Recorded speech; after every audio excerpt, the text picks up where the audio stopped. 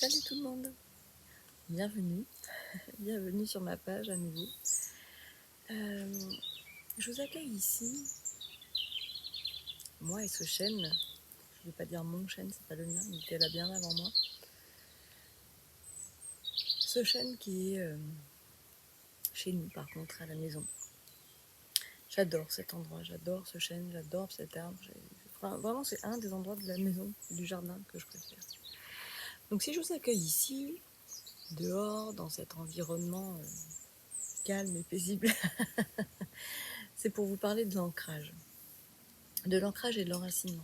J'ai déjà fait quelques articles là-dessus. Vous pouvez notamment en trouver sur mon blog ou même une méditation sur mon podcast, un tout petit podcast, qui est à stade de bébé embryon podcast. En fait, voilà, c'est pour moi l'ancrage et l'enracinement, c'est déjà deux choses différentes. Pas que pour moi, j'en ai entendu parler, j'ai eu plusieurs références là-dessus.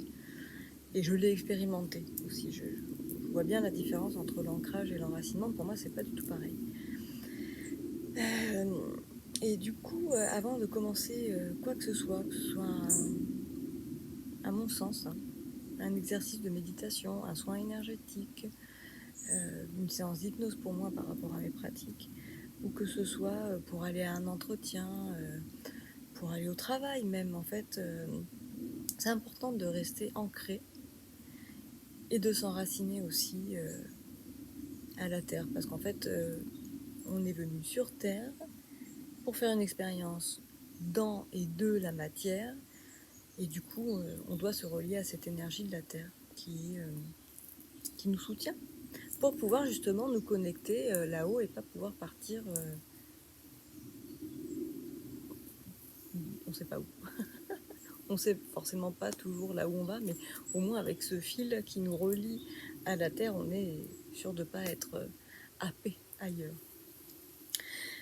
Donc pour moi, l'ancrage, c'est une façon de se relier à l'énergie de notre cœur déjà.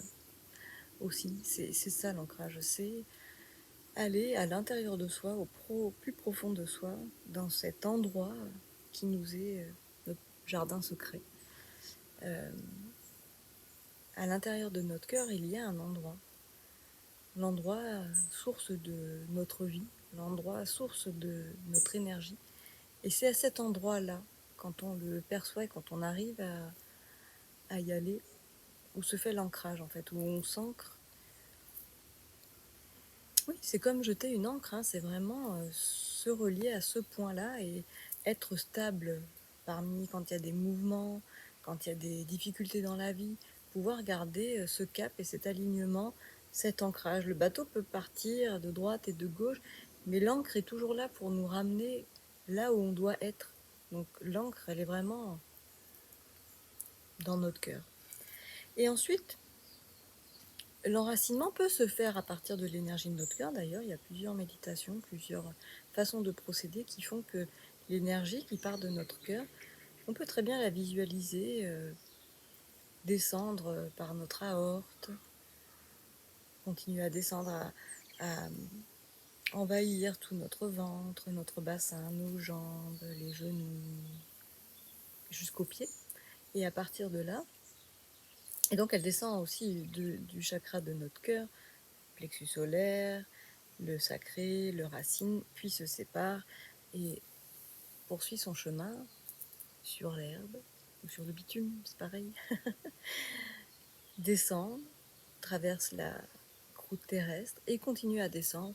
Et après, on peut visualiser et aider ce cheminement jusqu'à ce qu'on atteigne le noyau de la Terre, le noyau de Gaïa. Et là, nos racines sont faites. Une fois qu'on visualise nos racines ancrées au noyau de la Terre, en communion avec elle, on peut même visualiser l'énergie de notre cœur qui a fait ce chemin-là aussi, se mélanger avec l'énergie de la Terre, avec l'énergie de Gaïa. Et là du coup, c'est l'ancrage et l'enracinement parfait. On ne peut pas faire mieux. En tout cas, si vous connaissez d'autres techniques, je suis prête à les entendre. Pour moi, il n'y a pas de bonne et de mauvaise façon. Chacun a sa façon de faire. En tout cas, moi, c'est une technique que j'ai appris avec la libération du péricarde et qui me parle. Alors après, elle vous parle, c'est bien, elle vous parle pas, et ben c'est bien aussi en même temps, comme ça, vous pouvez m'apporter, et moi ça m'enrichit aussi d'autres connaissances. En tout cas, moi c'est celle que je voulais vous partager aujourd'hui, par rapport à l'ancrage et l'enracinement. Parce qu'après, qu'est-ce qui se passe quand on manque d'ancrage et qu'est-ce qui se passe quand on manque d'enracinement? On peut très bien être justement un peu trop dans notre mental et ne pas réussir à redescendre sur terre. On peut avoir le mental qui nous envahit, nos pensées qui nous envahissent, toujours ces mêmes histoires qui nous reviennent, les mêmes schémas. En fait, tant qu'on est trop dans notre mental, qu'on n'est pas dans notre cœur, on n'est pas vraiment ancré à la terre, on n'est pas vraiment enraciné, quoi. On est là-haut, alors c'est bien, on fait des beaux voyages, on rêve à la vie qu'on aimerait, on rêve à tout un tas de choses, mais on n'est pas vraiment complètement là. Et peut-être même qu'on peut se bercer d'illusions. Ça m'est arrivé aussi de me bercer d'illusions. Qui ne s'est pas un jour bercé d'illusions? Après, voilà, faire revenir la tête au cœur, ça me semble être assez juste pour poursuivre notre chemin, le chemin de notre âme, le chemin quel qu'il soit. Et puis après, c'est juste pour moi, ça ne l'est peut-être pas forcément pour vous. Donc voilà, quand on manque d'ancrage, oui, c'est ça, je crois, qu'on est un peu à côté de ce que ça pourrait être si on était vraiment ancré.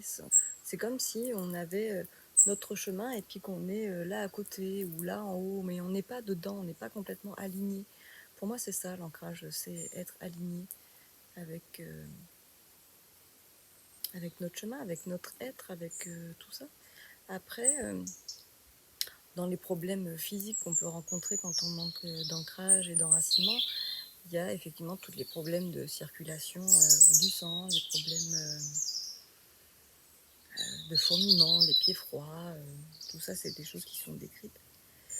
Et après, si on va chercher un peu dans la littérature aussi, il y a Lise Bourbeau qui nous parle des blessures, qui parle de la blessure d'abandon. C'est plus souvent, en tout cas, les gens qui vivent la blessure, qui vivent la blessure d'abandon, qui sont plus susceptibles de manquer d'ancrage, en fait, parce que c'est une façon de ne pas habiter complètement notre corps et de se couper de ses sensations, de se couper de qui on est. Donc voilà, si j'ai juste envie de vous partager une chose qui me paraît essentielle pour moi, en tout cas dans mes pratiques et dans mon quotidien. Alors bon, je ne le fais pas tous les jours, je ne suis pas suffisamment ascète par rapport à ça, mais dès que je commence une pratique, par contre, c'est par là que je commence, par l'ancrage et par l'enracinement, pour me recentrer et m'aligner à qui je suis. Voilà, je vous souhaite une très belle journée et je vous dis à bientôt. Ciao! Oui, alors je voulais juste vous faire un petit complément parce que je me suis rendu compte en revisionnant, bien sûr, avant de publier ma vidéo. Et pendant que je la visionnais, il m'est venu un truc comme ça. Et je me suis dit, Sandrine, t'as oublié de parler d'un truc. Un truc pas négligeable, un truc qui peut être assez important quand on a des problèmes d'ancrage et d'enracinement, justement. Donc au-delà de l'exercice d'aller dans l'énergie de son cœur, faire ses racines et tout ça, on peut, au moment où on fait nos racines, rencontrer des obstacles, des difficultés à descendre. Donc là, soit on porte vraiment notre attention sur nos racines et soit on les fait exploser l'obstacle ou on les fait contourner. Donc ça peut être une solution. Puis en même temps, nos racines savent ce qu'elles ont à faire. Mais quand l'ancrage est quand même pas suffisamment solide, il peut arriver, et c'est quand même assez fréquent, qu'en fait, parmi nos chakras, on a nos 7 chakras les plus connus, et puis il en existe une multitude d'autres en fait qu'on ne connaît pas. Oui, bon, pour la plupart on ne connaît pas. Et dans ces chakras, il y a justement les chakras souterrains.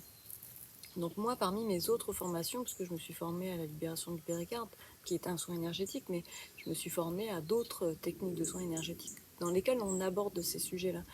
Et du coup, quand on a les chakras souterrains qui sont bouchés, perturbés, pour lesquels la circulation se fait pas correctement. Bon, bah là, du coup, c'est très difficile d'avoir un bon ancrage vraiment solide, et puis où on se sent vraiment les pieds sur terre, et puis où on a des poids aux bottes. Donc voilà, c'était juste voilà, pour vous donner ce complément d'information, parce que si c'est le cas, si malgré les exercices d'ancrage que vous faites, vous sentez que vous n'êtes pas encore bien les pieds sur terre, ancrés et enracinés, alignés, tout ça, c'est très certainement peut-être en lien avec ces chakras souterrains qui sont perturbés.